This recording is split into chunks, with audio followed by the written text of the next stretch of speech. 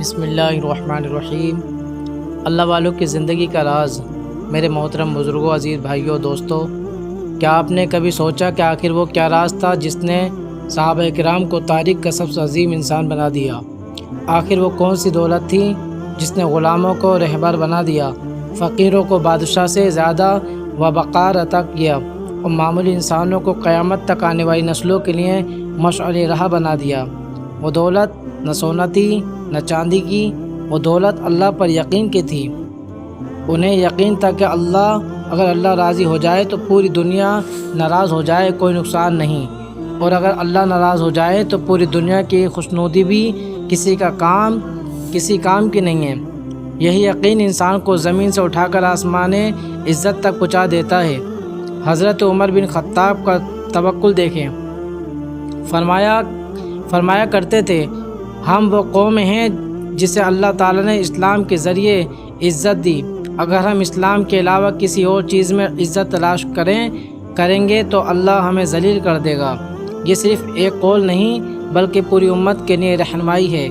آج اگر ہم سکون چاہتے ہیں تو اللہ کی اطاعت تلاش کریں، اگر عزت چاہتے ہو تو سنت رسول صلی اللہ علیہ وسلم میں تلاش کریں، اگر برکت چاہتے ہو تو حلال روزی میں تلاش کریں، اور اگر کامیابی چاہتے ہو تو اللہ پر بھروسہ کریں۔ گناہ انسان کو کمزور کر دیتے ہیں۔ میرے عزیزوں، بہت سے لوگ پوچھتے ہیں، ہم دعا بھی کرتے ہیں پھر بھی دل بے چین کیوں ہے؟ اس کا ایک سبب یہ بھی ہو سکتا ہے کہ زندگی میں ایسے گناہ موجود ہیں جس سے ابھی تک سچی توبہ نہ کی گئی۔ گناہ دل کو تاریک کر دیتے ہیں، گناہ دعا کی لذت کم کر دیتے ہیں، گناہ عبادت کی مٹھاس چھین لیتے ہیں۔ لیکن جیسے ہی بندہ سچے دل سے توبہ کرتا ہے، اللہ تعالیٰ اس کے دل پر رحمت کی بارش برسا دیتا ہے۔ اللہ کو اپنے بندے کا رونا بہت محبوب ہے جب وہ اخلاص کے ساتھ معافی مانگتا ہے۔ ایک لمحہ جو پوری زندگی بدل سکتا ہے میرے بھائیوں، ضروری نہیں کہ انسان کی زندگی بدلنے میں سال لگیں۔ کبھی کبھی ایک سجدہ، ایک آنسو، ایک سچی توبہ، ایک اخلاص بھری دعا اور ایک مضبوط یقین انسان کو پوری تقدیر کا رخ بدلنے کا ذریعہ بن جاتا ہے۔ اگر اللہ چاہے اس لیے کبھی اپنے رب سے مایوس نہ ہونا جب تک سانس باقی ہے، جب تک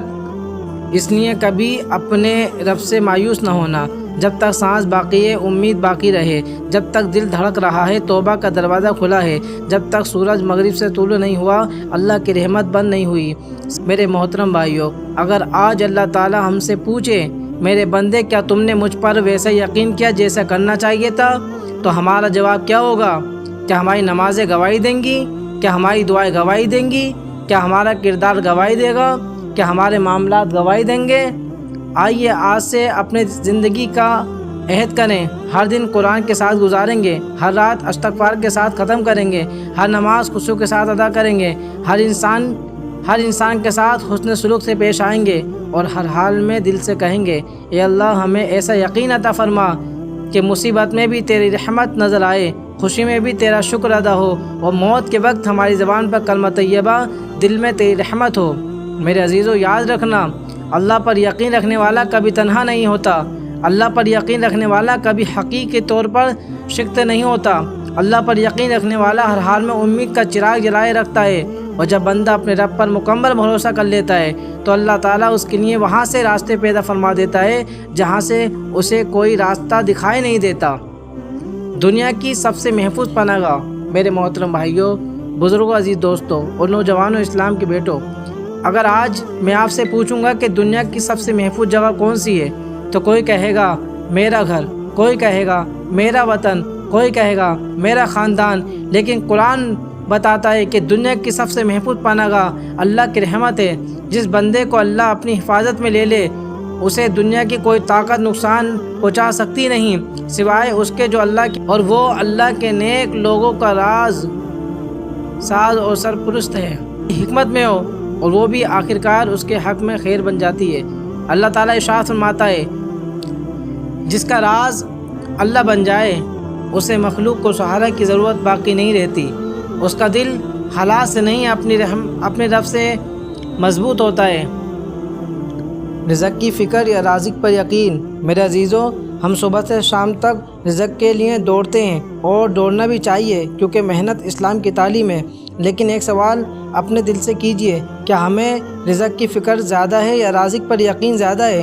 پرندہ صبح اپنے گھونسلے سے نکلتا ہے، اس کے پاس نہ کھیت ہیں، نہ دکان، نہ تجارت، لیکن شام کو وہ بھرا ہوا لوٹتا ہے۔ کیوں؟ اس کا رزق اللہ نے لکھ دیا ہے۔ پھر ہم کیوں مایوس ہو جاتے ہیں؟ کیوں حرام کی طرف ہاتھ پھیلاتے ہیں؟ کیوں جھوٹ، دھوکہ اور سود جیسے گناہوں میں پڑ جاتے ہیں؟